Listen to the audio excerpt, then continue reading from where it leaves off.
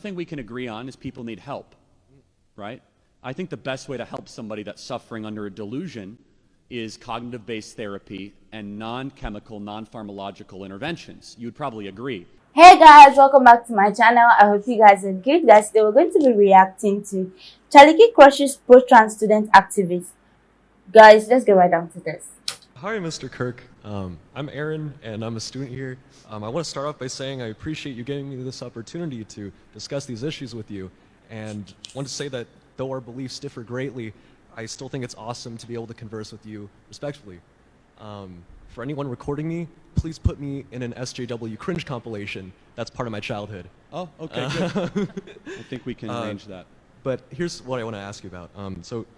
Trans youth experience extremely high suicide rates, and trans youth who transition, receive hormone therapy or surgery have significantly decreased rates of suicide, according to studies by Turbin et al. And Almazan Karoglian et al. In fact, this effect becomes stronger the earlier they receive the surgery or hormone therapy, according to the same studies. Additionally, the Diagnostic Statistical Manual of Mental Disorders suggests treating gender dysphoria with transition hormone therapy or surgery. So I guess just from a purely practical standpoint, regardless of political belief or what you think about trans people, wouldn't it be a good thing to allow access to these surgeries, just sort of empirically? Sure, let me first ask you a question. Why was there not a trans suicide issue in the 90s? Are you sure that there wasn't? It's very possible that the publicization and destigmatization of transgenderism now is making it so that people who might have committed suicide before, yeah. So the one thing we can agree on is people need help, right? Yeah. I think the best way to help somebody that's suffering under a delusion is cognitive-based therapy and non-chemical, non-pharmacological interventions. You would probably agree. To be able to have counseling therapy. For example, if a girl's 11 years old and she's experiencing puberty or her father's not around and she might think she's a boy, wouldn't it be more loving to say, hey, let's go through some therapy to actually get you back into alignment with your biological reality, not put you on Lupron or chemical castration or irreversible surgical methods? That would probably be rational, right? Yeah. I think that if it were possible to reduce these feelings by, I guess, cognitive behavioral therapy and things like that, I would definitely think that would be great. But I guess research also shows that rejecting gender identity in youth typically also increases suicide rate. So let me ask you another question. Do you think that people that are suffering under the mental delusion of transgenderism might have other underlying mental health issues? Yeah, certainly. Yeah, so it's not fair necessarily to connect transgenderism with suicide. It might be somebody that's suffering under gender dysphoria and also a heavy dose of depression, schizophrenia, anxiety, bipolar disorder, right? Yeah, I guess, but just empirically, allowing access to trans or gender-affirming surgery does reduce that suicide Not rate. necessarily. So after 6 years, there's a big thing called transition regret. We know 35,000 young people that are now vocally saying they regret medically mutilating themselves. And there is no reverse switch on that. So again, wouldn't it be rational to do what is reversible, which is just cognitive behavioral therapy, not what is irreversible to a 12-year-old that might be going through a temporary puberty-driven crisis? Wouldn't that be a more loving, rational way of going about it? Because what we have now is a boom industry of quote-unquote gender-affirming care clinics and pediatric gender clinics for 12, 13, and 14-year-olds, some of which, by the way, do not require parental consent, of a 13-year-old that might make a mistake. And I think you would agree, you made mistakes when you were 13 years old, right? Of course, of course. Yeah, so shouldn't we have a healthcare system and laws that reflect trying to protect the innocence of a 13-year-old, not trying to incentivize their mistakes where they can't reverse that decision later in life? Yeah, I definitely agree that there are certainly people who do regret these surgeries, and I don't think that's something we should minimize. But at the same time, there are also like hundreds of thousands of people who don't regret these surgeries, and I guess overall. So then maybe they should wait till they're 18. If that, I think that's the whole crux of this, right? Yeah.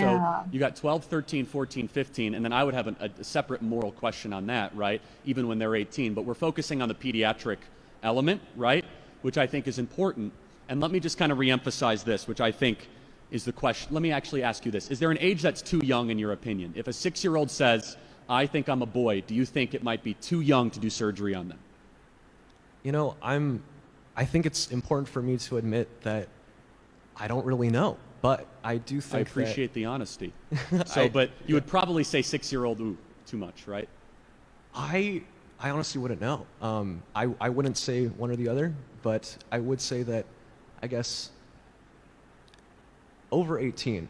How do we say? What do you Okay, so think? let's close every pediatric gender clinic in America and stop the chemical castration of our youth, Yeah. which is exactly where we were 10 years ago.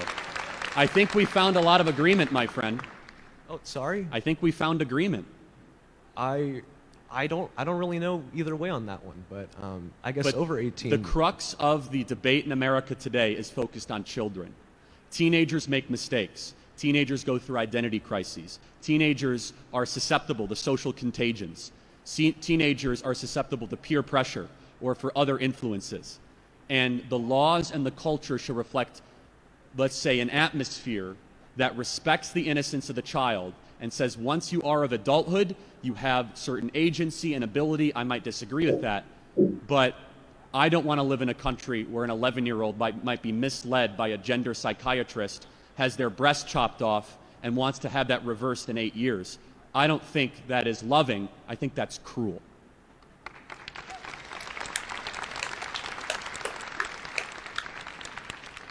I guess I still raise the issue of, in total, the number of people who are committing suicide would probably be reduced if we allowed these surgeries. Not necessarily. So in the short term, yes. When you administer testosterone replacement therapy, you get a boost in self-esteem, you get a temporary boost in mental clarity, but that actually tapers after about 5 or 6 years, which is why you see the transitioner community increasing. I could see you're coming after this from a good place, but I want you to think about this in the days and the weeks, and all of you to think, how young is too young? I think that if you are in the teenage age, 12, 13, 14, and we're trying to say that we are so advanced, we're gonna prescribe Lupron, which was called too inhumane for rapists in prison, to young boys that effectively chemically castrate themselves. I think it is a rational moral argument to say, let's make sure we don't do something irreversible to somebody that might be preyed upon. I think that's rather fair and reasonable. Unfortunately, that's considered radical enough where you have Antifa show up. The world we live in right now, so many things are going on, so many things are happening, and mostly teenagers are, affected by these things, especially when it comes to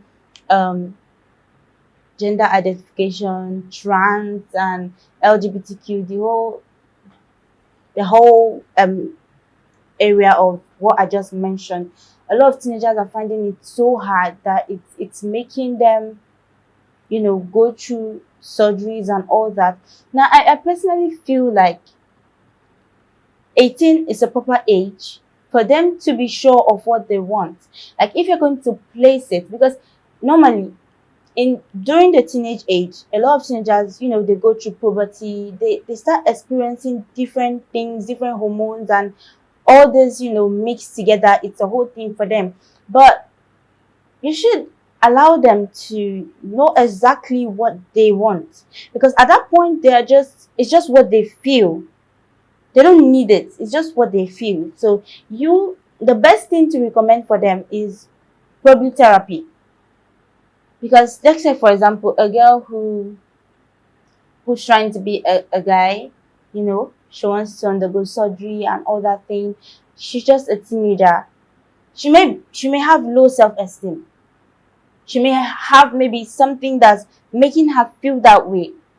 Therapy is just like one of the best recommendations I could probably give now to, teenagers like that. They should go for therapy, to help boost their self-esteem and, actually see what's going on with them, why they are actually thinking that way. I think that would be, a first step to all this problem. And then maybe you can start talking to like the 18-year-old, when you're 18 and you know that you like have like a proper mind of yours, and you know you can speak for yourself on some certain things, then you can bring in that question of you not you wanting to identify as a male, knowing you're a female and things like that. I feel like the teenage age is way too young for the whole surgery and everything. Is way too young, honestly.